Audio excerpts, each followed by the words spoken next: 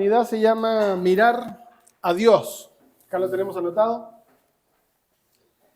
Y tenemos un versículo nuevo que va a ser nuestro versículo clave para memorizar en estas 5 clases. Y está en el Salmo 20, versículo 7. Antes de que lo leamos, simplemente quiero comentarles o recordar para algunos qué es este libro de Salmos. El versículo de la unidad anterior estaba en, ¿se acuerdan? San Juan 15, 5, ¿no? Y bueno, Juan es de los libros que habla sobre la vida de Jesús, ¿no? Los evangelios que nosotros conocemos como los 4 evangelios. Y en el caso de los salmos, es simplemente un libro de canciones. La palabra salmos viene de salterio, que es un instrumento musical. Y este libro de los salmos se le atribuye a David, no porque haya escrito todos los salmos que están en él, que son 150. Muchos sí los escribió él y otros los escribieron otras personas, pero se le atribuye a él la recopilación de todos estos salmos. Todas estas canciones, estas oraciones en muchos casos.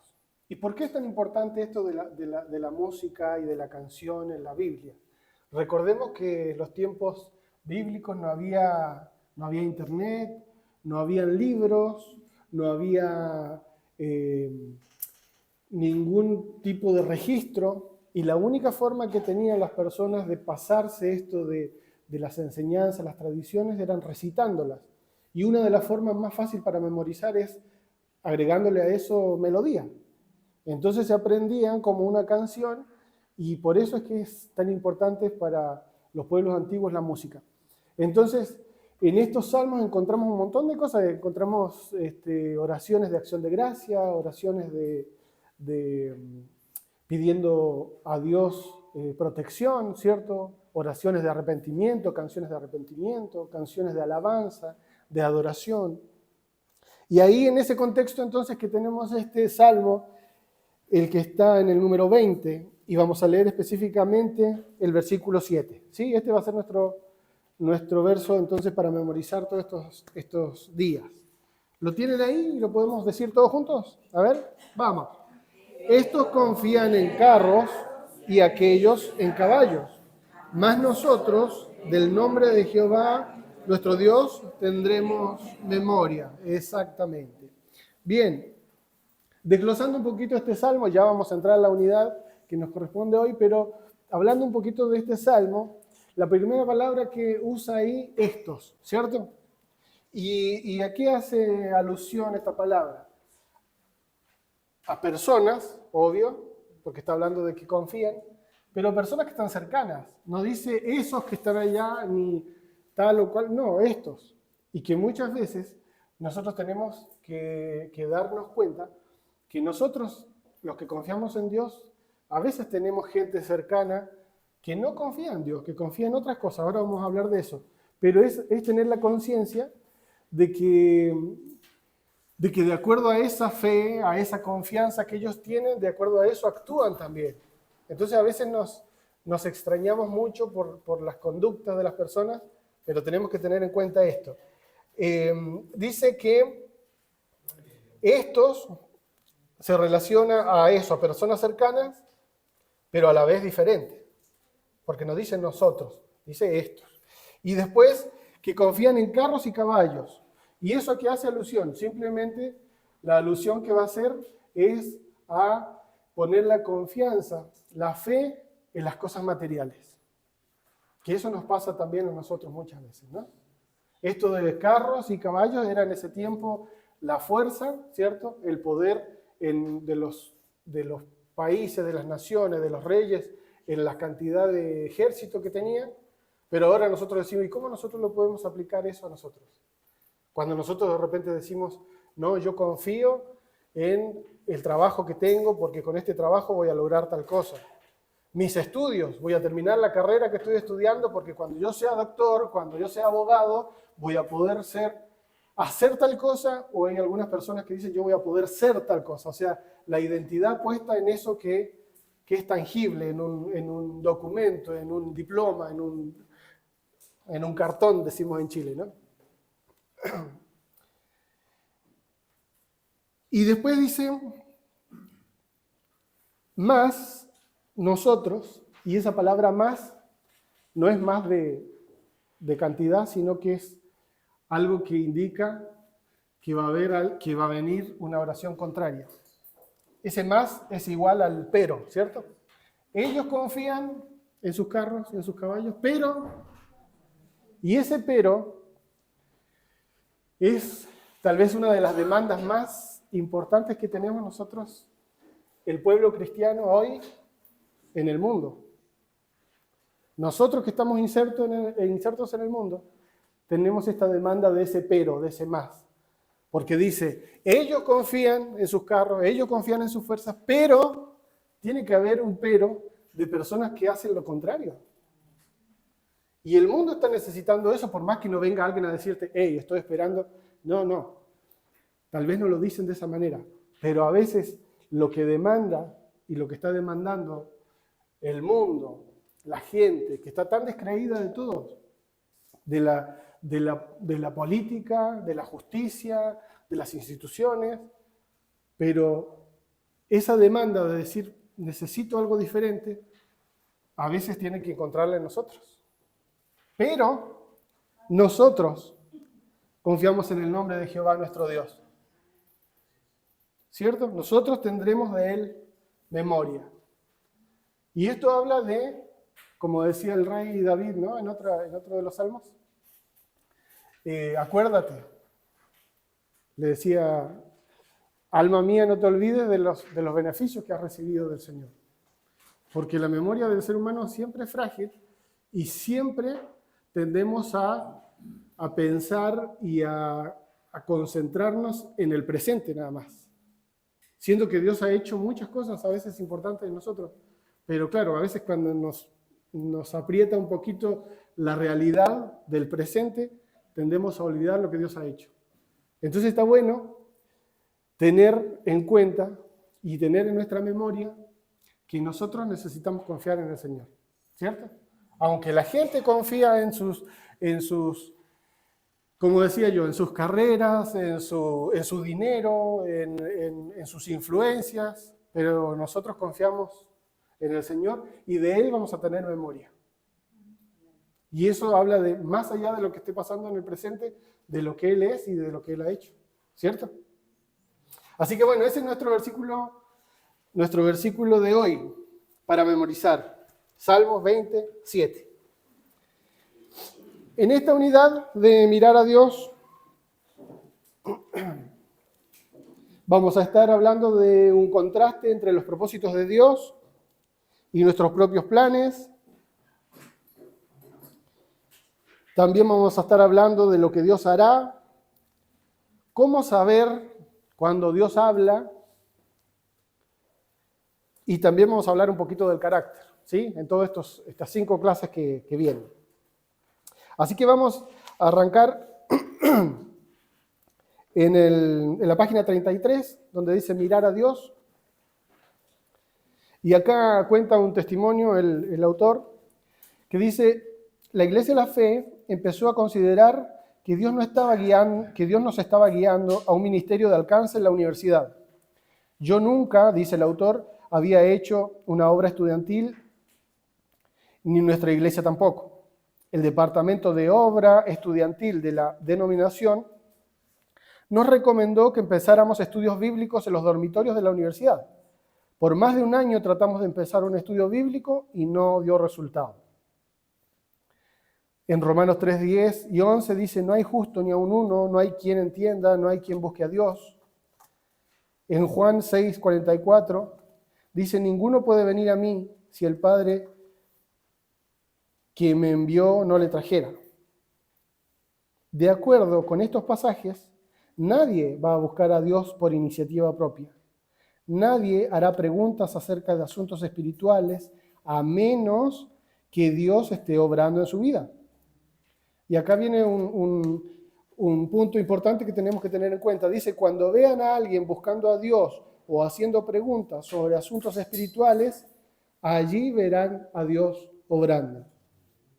Si alguien empieza a hacer preguntas sobre asuntos espirituales les dije, esto está hablando el autor, dejen cualquier cosa que estén haciendo y vayan con ese individuo y observen para ver lo que Dios está haciendo allí. Así que esa semana los estudiantes lo hicieron así. El miércoles una muchacha informó, pastor, una compañera que ha estado en la misma clase que yo por 2 años, se me acercó hoy y me dijo, parece que tú eres cristiana, necesito hablar contigo. Recordé lo que usted nos dijo, tenía que ir a una clase, pero falté.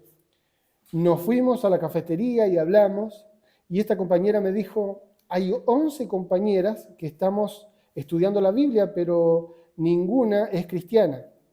¿Conoces a alguien que nos pueda ayudar en un estudio bíblico? Como resultado de este contacto, empezamos 3 grupos de estudio bíblico en los dormitorios de mujeres y 2 en el de los varones. Por 2 años habíamos tratado de hacer algo para Dios, pero habíamos fracasado. Por 3 días observamos para ver dónde Dios estaba trabajando y nos unimos a Él. ¡Qué diferencia!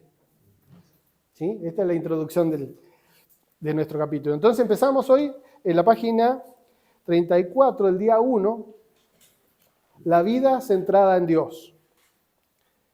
Parte del libro de Génesis es el registro de cómo Dios cumplió su promesa a través de Abraham. No es el registro de cómo Abraham caminó con Dios. ¿Nota la diferencia?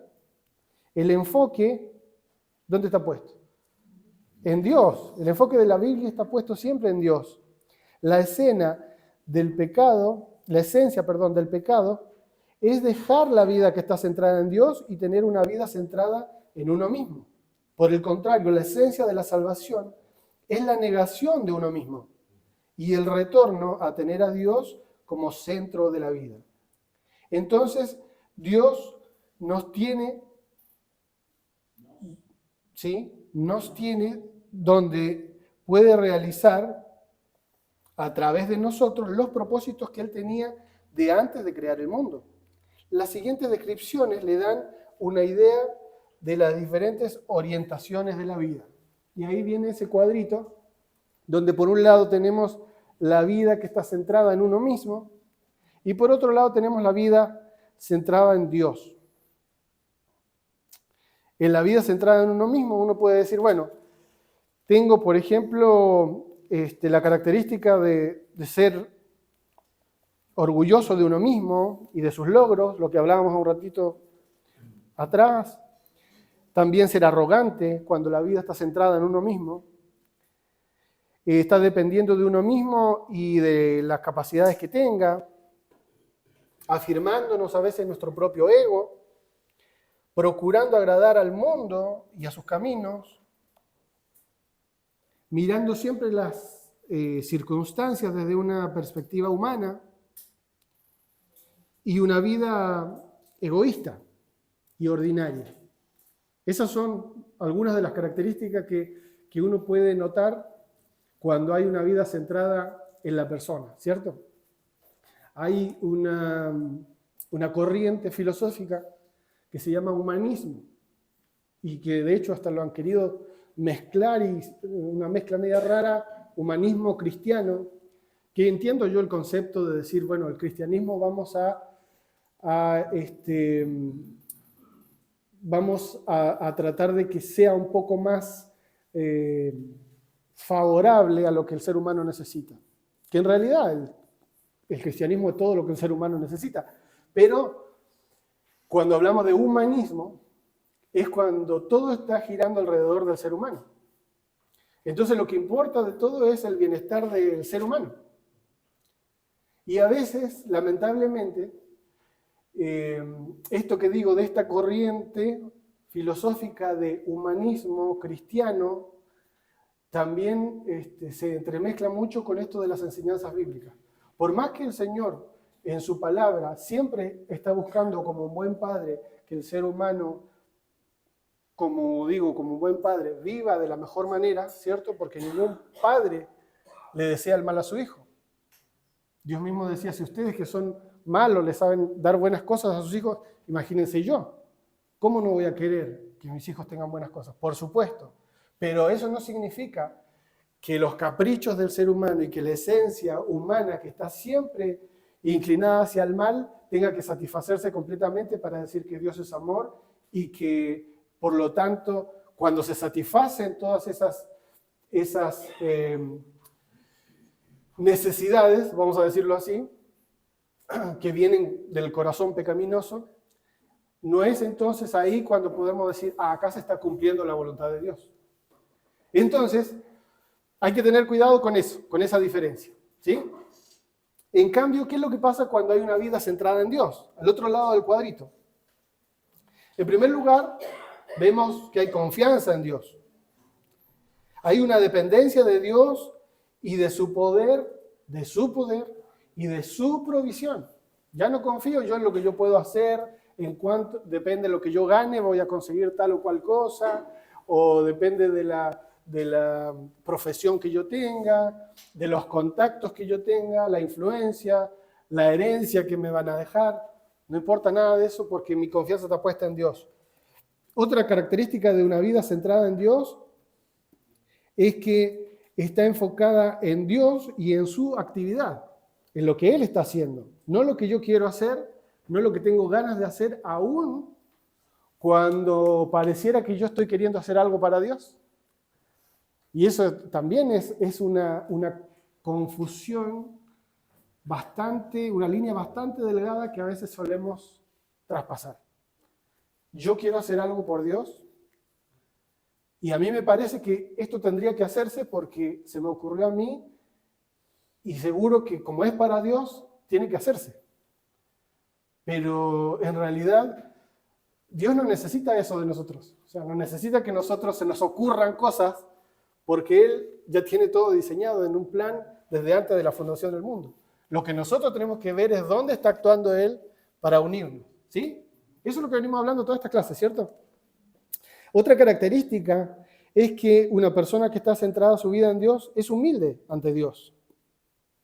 Yo justamente hoy me salí ahí en una de las redes, en los reels, estos videos cortitos, y había un personaje muy conocido, pastor muy famoso acá en Argentina, y hablaba de la oración. Y decía, no le voy a decir el nombre porque todos están ahí, verán quién, pero decía, cuando usted ore, no ore con miedo, no ore diciéndole, Señor, guárdame a mis hijos, a mi familia. No, porque usted está orando mal. Usted tiene que venir y decirle a Dios, Señor, yo vengo porque acá en tu palabra dice que usted venga con esa actitud, no venga con la actitud de derrotado. Yo decía, qué rara la explicación sobre la oración. Cuando uno de los pilares de Jesús para hablar de esto, de la forma de acercarse a Dios, fue contar la historia del publicano, ¿se acuerdan? Que iba a orar y que aparecía un fariseo, ¿cierto? Y el publicano estaba ahí atrás, en la iglesia, orando todo humilde, Señor. Ahí no hablaba casi, y aparece el que se sabía toda la Biblia, el que recitaba los versículos de memoria, y ese no estaba ahí atrás, va hasta adelante y dice, Señor, qué bueno que yo no soy como este tipo que está acá. Y Jesús le dice, en realidad el que salió perdonado fue el que estaba atrás. Y también dice que Dios mira de lejos a los altivos, ¿cierto? Pero esas cosas, por eso digo, son cosas que son pequeñas a veces, sutilezas, y que nosotros las aceptamos, las escuchamos porque lo dice el gran siervo de Dios que tiene no sé cuántos miles de personas en su iglesia. Genial que los tenga, pero la palabra de Dios en sus principios son simples y son claros, ¿cierto? ¿Cierto? Son claros los principios bíblicos. Los podemos trastocar para que quede bien. Capaz que si yo digo eso y envalentono a los hermanos, vamos a tener aplausos y risas y qué bueno, estoy, ¿cómo se dice? Empoderado, ¿no? Estamos empoderados. Pero estoy diciendo algo contrario a lo que dice la palabra de Dios. Otra cosa que tiene la vida centrada en Dios es que busca primero el reino de Dios y su justicia. Busca la perspectiva de Dios en todas las circunstancias. Y también lleva una vida santa y piadosa, que ya sabemos que santo no es que es absolutamente perfecto, que nunca se equivoca, sino que es apartado de las cosas malas, ¿cierto? Santidad significa eso. Bien, en sus propias palabras, dice más abajito del cuadrito ese, escriba las siguientes definiciones. Y ahí escriba cada uno qué es lo que le parece a ustedes que es una vida centrada en uno mismo, y más abajito qué es lo que se podría resumir, esto como un resumen, una frase, qué es lo que es la vida centrada en Dios. A ver. ¿Qué puede compartir? ¿Qué es lo que es para él una vida centrada en uno mismo como un resumen? ¿Sí? El orgullo y ser el centro. Eso es la vida centrada en uno mismo, el orgullo y uno mismo ser el centro. Ángel. Permitir que él haga la obra. Claro, pero esto sería, en este caso, la segunda, ¿no? Sería una vida centrada en Dios, lo que dice Ángel. Muy bien. ¿Qué es lo que sería alguien más? Si tiene alguna idea de qué es lo que sería la vida centrada en uno mismo. ¿Alguna? ¿Sí? Egoísta y egocéntrico. Muy bien. ¿Blanca? Egocentrismo también. Orgulloso de sus logros, confiado en sus capacidades. ¿Sí? ¿No? ¿Sí? Yo puse egocéntrica tratando de agradar a los hombres y a este mundo. Ajá. Alguien dijo, el mundo se divide en dos clases de gente, los demás y yo. Ajá. O sea, es... Claro, exactamente. Fíjense que todos los que han hablado más o menos llegaron al mismo punto, egocentrismo, ¿cierto? Poner al hombre en el centro y que gire todo en torno a nosotros, a nuestros deseos, a nuestras necesidades, a nuestro parecer, a nuestros pensamientos. Eso es, podemos resumir así, ¿no? A una vida centrada en uno mismo. ¿Y una vida centrada en Dios? ¿Cómo se podría resumir? ¿Sí? Una vida enfocada en Dios. ¿Sí? ¿Qué más? Yo escribí, declaro que es mi Señor y Salvador.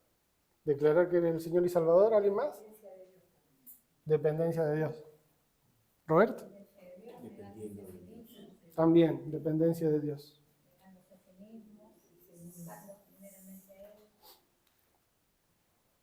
Bueno, todas esas cosas pueden resumirse como vidas centradas en Dios, ¿no? En cada uno de los siguientes ejemplos bíblicos que vamos a ver a continuación,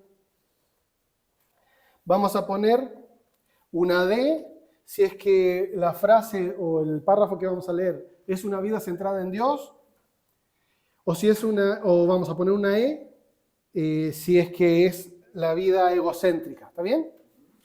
Bien, empiezo con la primera. Dice, Dios colocó a Adán y Eva en un huerto hermoso y exuberante. Les dijo que no comieran del árbol, del conocimiento del bien y del mal. Eva vio que el fruto era agradable a los ojos y deseable para adquirir sabiduría, de modo que tomó y comió. Esto está en Génesis 2:16. ¿Qué le parece que esa actitud de Eva fue egocéntrica? Entonces vamos a poner la E ahí en esa primera afirmación. La E de Eva. La segunda, que sería la 1B, la mujer de Potifar a José, la mujer de Potifar, le rogaba a José que se acostara con ella. José le dijo que no haría semejante maldad pecando contra Dios.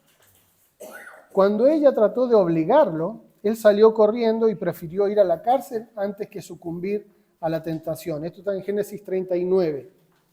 ¿Qué le parece que fue la actitud de José? La D, ¿cierto? Se centró en Dios. Por eso él dijo, yo no puedo pecar contra Dios haciendo esto.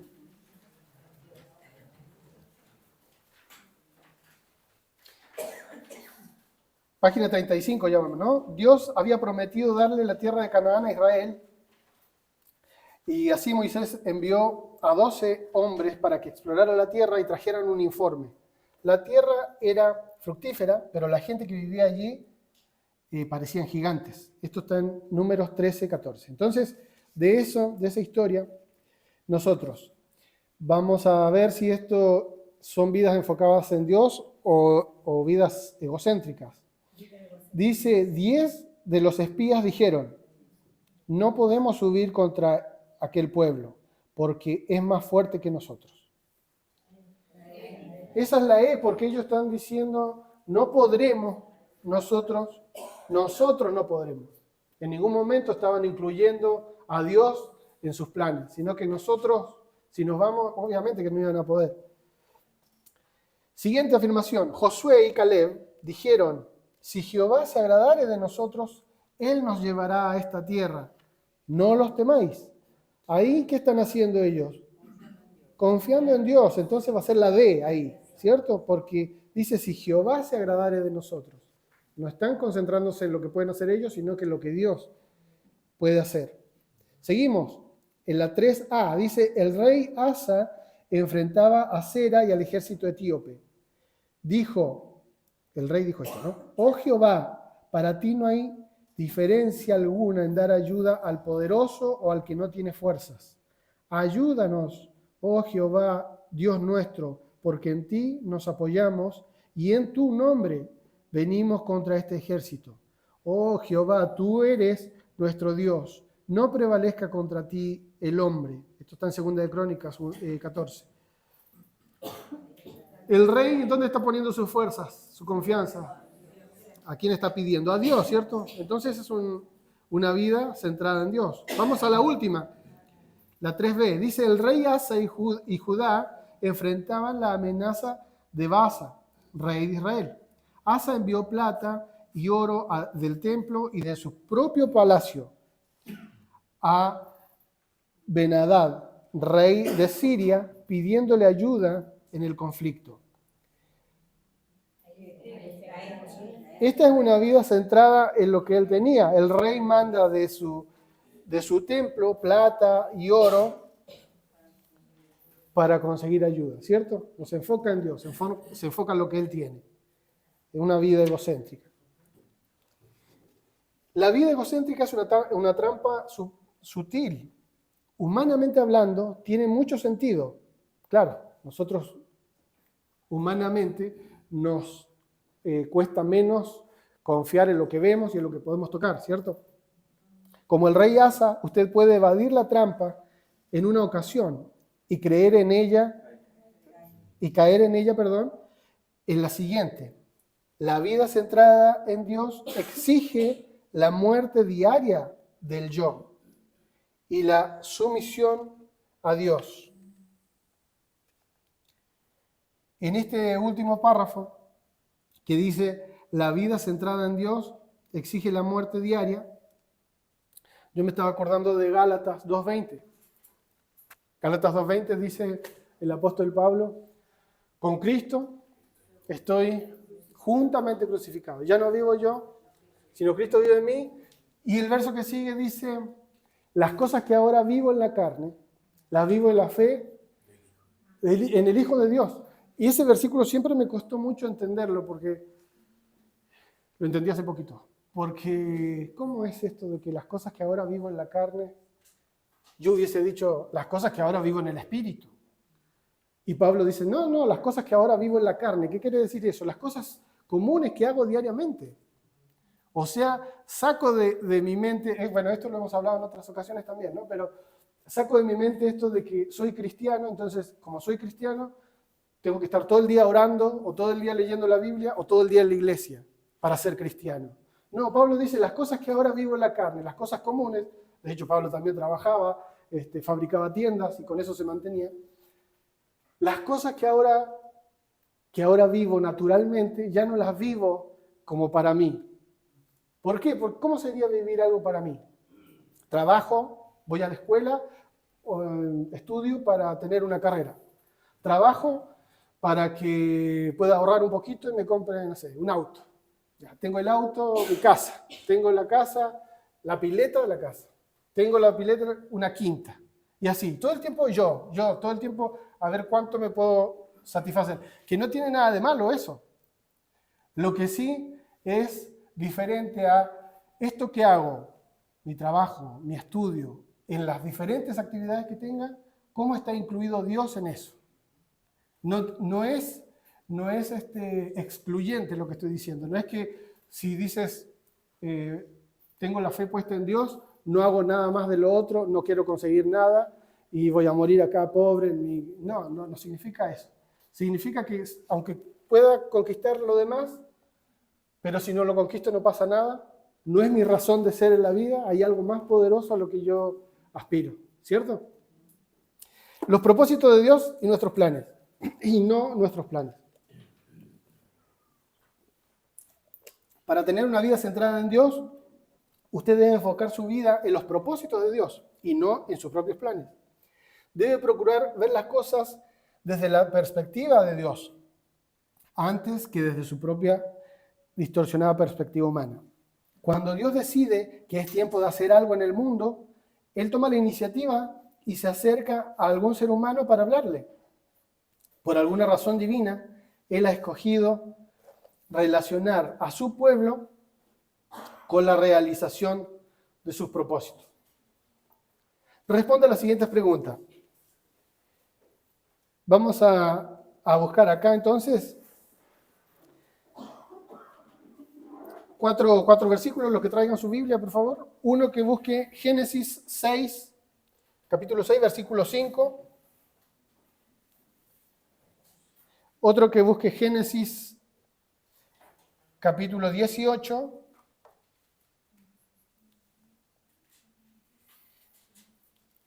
¿Alguien más? Jueces 6. Y por último,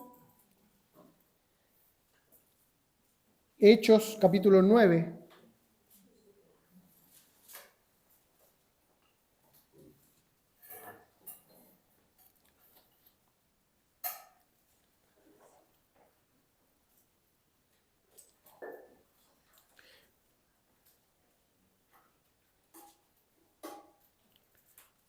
Para hacerlo más cortito, vamos a leer ciertos versículos nomás de esos que están ahí anotados. El que buscó Génesis 6, lea el versículo, ahora les digo, pero la pregunta dice, ¿qué se proponía hacer Dios cuando vino a Noé y le pidió que construyera el arca? Génesis 6, versículo 13. ¿Quién lo puede leer? El versículo 13. He decidido el fin de todo ser, porque la tierra está llena de violencia a causa de ellos, y he aquí que yo los destruiré con la tierra. Perfecto. Entonces, ¿qué se proponía hacer Dios cuando vino a Noé? Ponerle fin a todo ser. Eso tenemos que poner ahí. Esa es la respuesta a esa pregunta. La A. Poner fin a todo ser porque la tierra estaba llena de violencia. ¿Sí?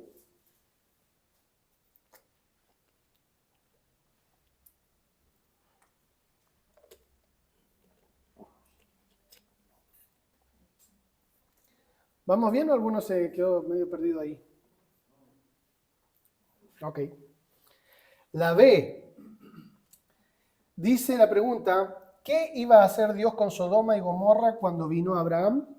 Eso vamos a buscarlo en Génesis 19:13. ¿Quién quiere leer ese versículo? Génesis 19:13. Porque vamos a destruir este lugar, por cuanto el clamor contra ellos ha subido de punto delante de Jehová. Por tanto, Jehová nos ha enviado para destruirlo. Ok, entonces, ¿qué iba a hacer Dios con Sodoma y Gomorra? Destruirla porque el clamor había subido hasta Jehová. Esa es la respuesta de la pregunta B. ¿Cómo están los mates?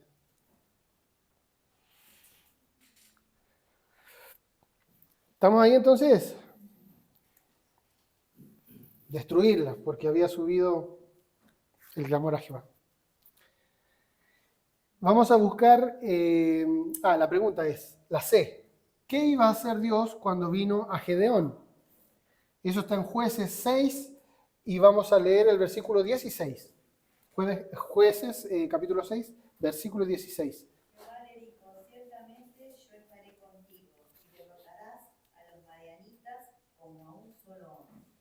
Entonces, ¿qué iba a hacer Dios? Lo iba a ayudar a derrotar a los madianitas. Eso es lo que Dios iba a hacer. Esa es la C. Derrotar a los madianitas.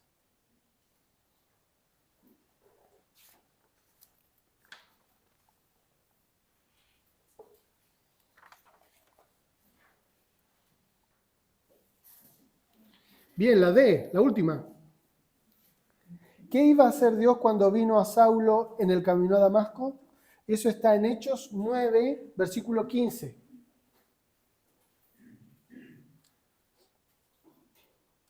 Hechos 9, 15. El Señor le dijo, ve, porque instrumento escogido me es este, para llevar mi nombre en presencia de los gentiles y de reyes y de los hijos de Israel. Entonces, ¿qué iba a hacer Dios a través de Saulo? Iba a llevar su nombre en presencia de los gentiles, reyes e hijos de Israel. Eso es lo que Dios iba a hacer.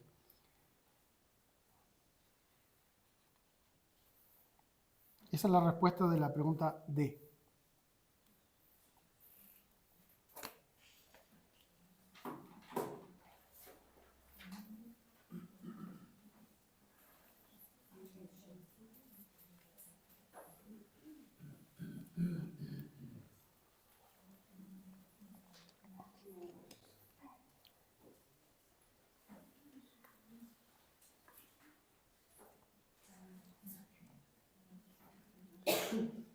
¿Vamos bien entonces o alguno quedó atrasado en alguna de las respuestas?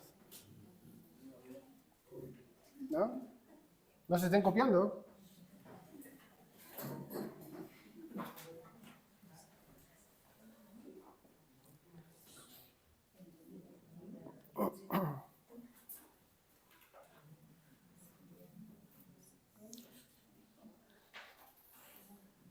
En todos estos pasajes que estuvimos leyendo, en los 4,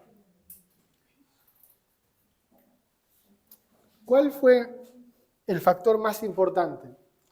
¿Lo que los personajes bíblicos de los que leímos querían hacer o lo que Dios quería hacer a través de ellos?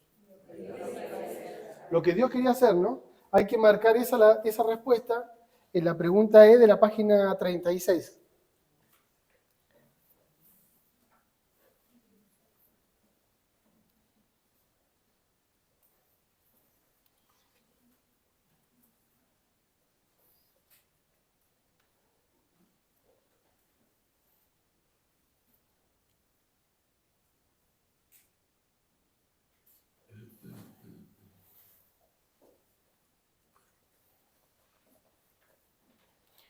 Bien, entonces Dios había decidido destruir al mundo cuando vino a Noé.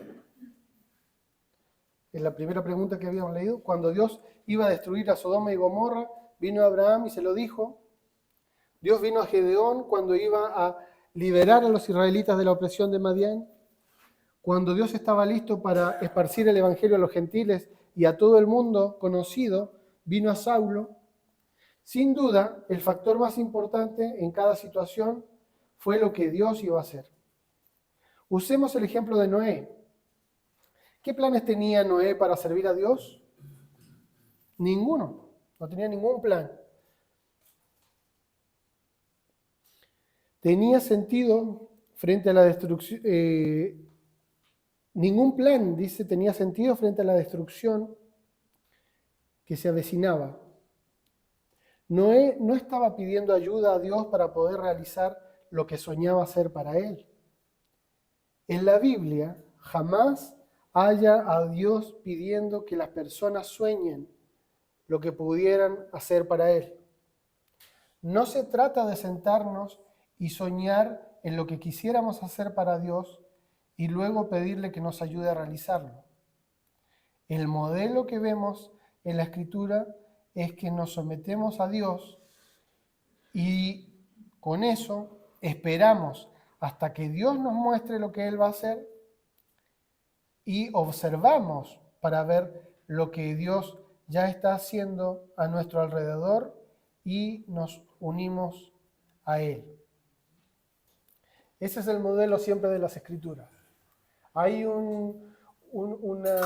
a veces una tergiversación por ejemplo, la historia de José. ¿Se acuerdan de la historia de José? Que se le llama el soñador. Y a veces se ha tomado esa historia para decir esto que dice acá el autor, ¿no? Tienes que soñar como José, como si José los sueños que tenía se los hubiese inventado él mismo. Cuando en realidad los sueños que tenía eran que Dios le estaba hablando de lo que Dios iba a hacer con él, que es muy diferente a veces a tomarlo. Nosotros, me acuerdo cuando estudiábamos con mi esposa en una escuela cristiana, se usaba mucho esto de sueña en grande, sueña que Dios va a cumplir tus sueños, sueña que Dios va a proveer para tus sueños, Dios va a financiar tus sueños. Y ese tipo de enseñanzas, en realidad lo que está haciendo es centrar todo en lo que nosotros queremos hacer, centrar todo en la vida del hombre. Y la vida de José, claro, tuvo muchos sueños, pero en realidad era que Dios le estaba diciendo, yo voy a hacer esto cuando llegue el momento, voy a hacer esto contigo. Y por supuesto que cuando pasa eso, puede ser que haya gente que no lo entienda, por supuesto. Y de hecho a veces ni uno mismo lo entiende y no pasa nada. ¿Por qué? Porque la vida del ser humano se va ajustando. ¿Se acuerdan cuando veíamos las partes, los 7 pasos? Y uno de esos era ajuste, ¿cierto? Uno va haciendo ajustes en su vida y acomodándose a los propósitos que Dios tiene, y aunque uno a veces no lo entiende muy bien, pero si uno tiene su vida centrada en Dios, dice, bueno, si esto es lo que yo tengo que hacer, acomodarme para este lado, para trabajar en lo que Dios quiere hacer, lo hago sin ningún problema. O sea que quitarnos a veces esa mochila de decir, ¿qué es lo que tengo que hacer para Dios? A mí me han hecho mucho la pregunta de, ¿y cómo te ves de aquí a 10 años? Ni hablemos. Arranquemos por ahí, más viejo, sí. Y yo digo, no sé. Pero ¿qué importa? O sea, ¿cómo te ves de aquí a 10 años? Lo importante es que me vea. Claro. Y si no, iremos al doctor. Adelante. En cuanto a los sueños, ¿verdad? Porque a veces podemos soñar, si es de parte de Dios, que se van a cumplir si somos obedientes como fue Josué. Exacto. José, porque Dios le mostró el sueño, pero no le mostró el proceso. Hay que ver si nosotros supiéramos todo lo que vamos a pasar, ¿no? Para llegar a eso, no sé si lo compramos. Exactamente, sí. Prefiero soñar otra cosa. Y sí. Sí, sí. Era eso, o sea, se cumplió, venía de Dios, pero tuvo que ser obediente. Claro, imagínense que José cuenta su sueño y sus hermanos y hasta sus papás se le escandalizan porque le dicen, ¿qué? O sea, ¿acaso en algún momento nosotros nos vamos a inclinar ante ti para rendirte pleitesía? Tú que eres el menor, que ya se sabe que en las familias antiguas el menor era el que menos valía, digamos, de la casa de los hijos, el menos respetado. Entonces, por supuesto, un escándalo, ¿no? Y que finalmente terminó siendo así. Cuando José se transforma en el principal del faraón, en el general principal que administraba todos los bienes en toda la tierra que alrededor estaba con una hambruna tremenda y que iban a comprar los granos que José había guardado por estos sueños que Dios le había mostrado, ahí vinieron su familia sin darse cuenta a arrodillarse delante de él para pedirle que por favor le venda algo para no morirse de hambre. Entonces, claro que se cumplió, pero como dice el pastor, el proceso es difícil de saberlo. Y a veces yo creo que por eso también Dios no nos da la facultad de conocer todo ese proceso, porque en primer lugar a veces no lo entendemos. Y otras veces, como decía el pastor, no estamos dispuestos a aceptarlo.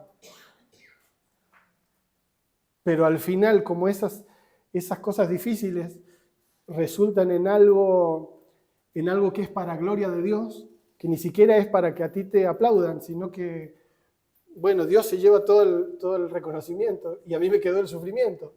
Pero como somos siervos, ahí es donde dices, sí, estoy dispuesto a caminar en esta senda, que es que Jesús sea reconocido, que Dios sea reconocido, ¿cierto? Así es que, finalizando, ¿qué podríamos decir como resumen de esta lección, de este día? Para saber y hacer la voluntad de Dios, debo negarme a mí mismo y volver a una vida centrada en Dios. Ya vimos lo que era una vida centrada en Dios, ¿cierto? Que deja de lado todo, que no quiere decir que uno no necesite satisfacer sus necesidades humanas, por supuesto que sí, pero cuando solamente eso importa y eso es el primer punto de todas mis prioridades siempre, ahí empezamos en un problema grave porque muchas veces en eso también empieza a jugar en contra la razón, los sentimientos. O sea, si yo entiendo esto de Dios, entonces es de Dios. Entonces lo acepto. Si yo siento que esto me produce tal cosa, como el pastor muchas veces ha referido, ¿cierto? En las predicaciones que está tan de moda esto de que si te sientes bien, tienes que hacerlo, porque total lo importante es que te sientas bien, no importa el costo, y no importa las cabezas que pises, lo importante es que te sientas bien. Entonces, todo esto de la vida centrada en uno mismo tiene que ver con eso también. Darle toda la facultad y toda la importancia y toda la prioridad a lo que yo pienso, lo que yo siento, lo que yo puedo ser, lo que yo puedo alcanzar. Otra cosa, como resumen, que podríamos hacer o pensar, es que debemos orientar nuestra vida hacia Dios. También que debo enfocar mi vida en los propósitos de Dios y no en mis propios planes. Debo procurar ver las cosas desde la perspectiva de Dios y no desde mi propia y distorsionada perspectiva humana. También podemos tomar como resumen que debemos esperar hasta que Dios nos muestre lo que Él va a hacer a través de nosotros. Y observar para ver lo que Dios está haciendo alrededor de nosotros y poder unirnos a Él. Esos puntos como resúmenes, ¿no? No sé si alguien más quisiera agregar alguno de algún punto diferente, digo, a estos que hemos leído, que tiene la hojita ahí. ¿Quién podría compartirnos algo sobre esto que hemos hablado hoy?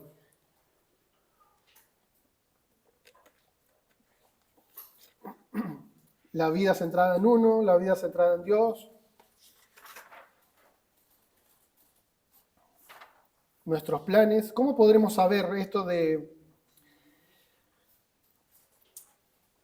cuál es la perspectiva de Dios? Esa es una pregunta bastante complicada, ¿no? Porque nosotros no somos Dios. Entonces, ¿cómo podemos conocer cuál es la perspectiva de Dios para no confiar nosotros en la nuestra, sino que decir, la mía es esto, la de Dios es esta? ¿En cuál voy a caminar? ¿Hacia cuál voy a ir? ¿Cómo les parece que se puede responder esa pregunta? Y cuando es de nosotros mismos siempre hay una incomodidad. Cuando es de Dios, trae paz.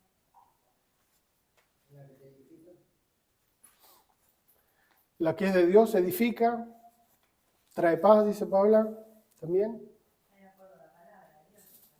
Es de acuerdo a la palabra de Dios.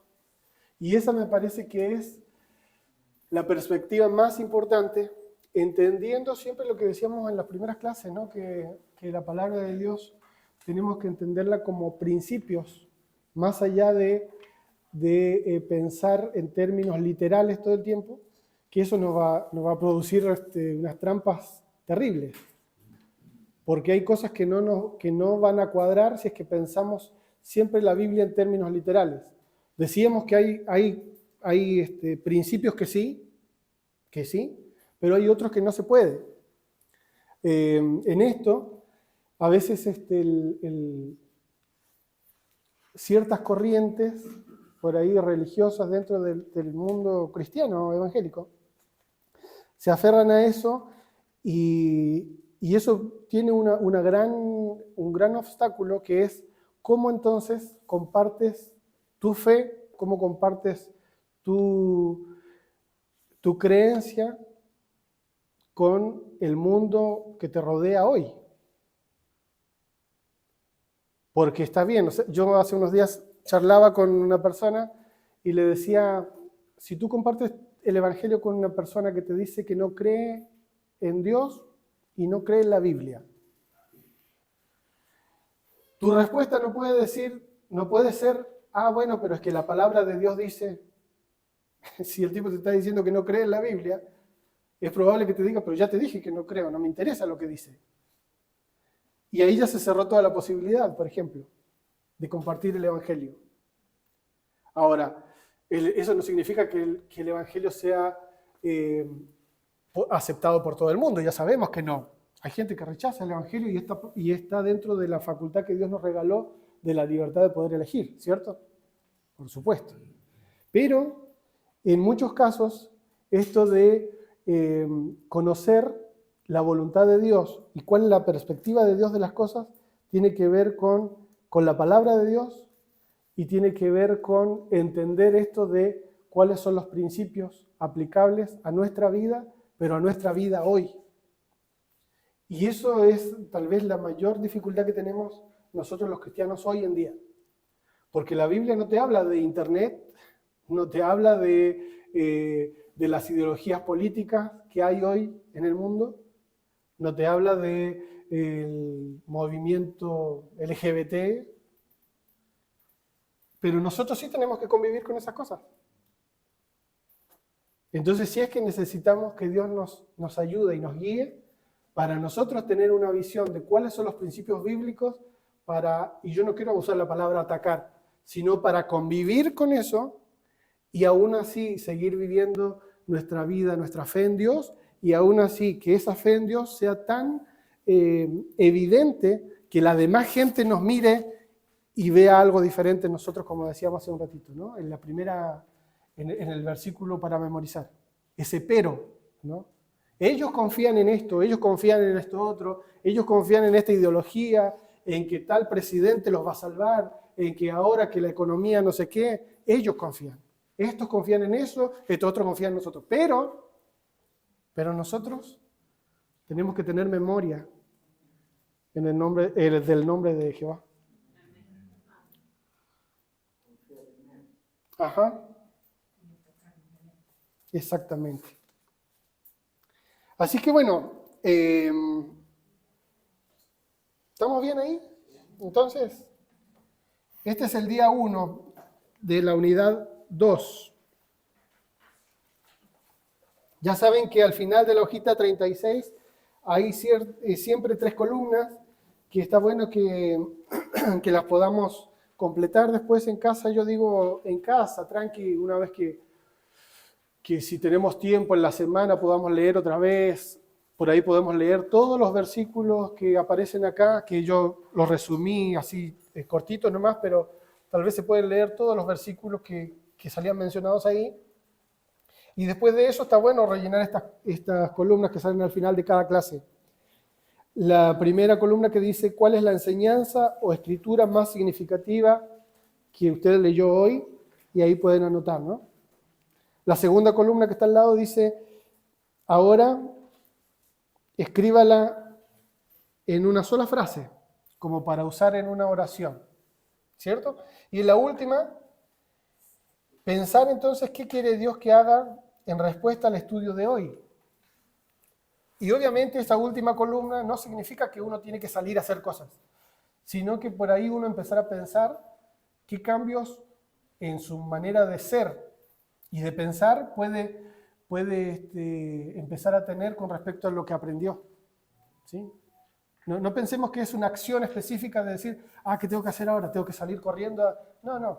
A veces es, mira, esto no lo había pensado de esta manera, o esto en realidad me parece que estaba un poco equivocado. Voy a tratar de empezar a cambiar mi manera de hablar, mi manera de acercarme a Dios de tal o cual forma, no sé, lo que Dios les hable, porque esto es personal, ¿cierto? Bueno, ahí estamos entonces. ¿Oramos? Muchas gracias, Señor, por este momento que hemos podido compartir.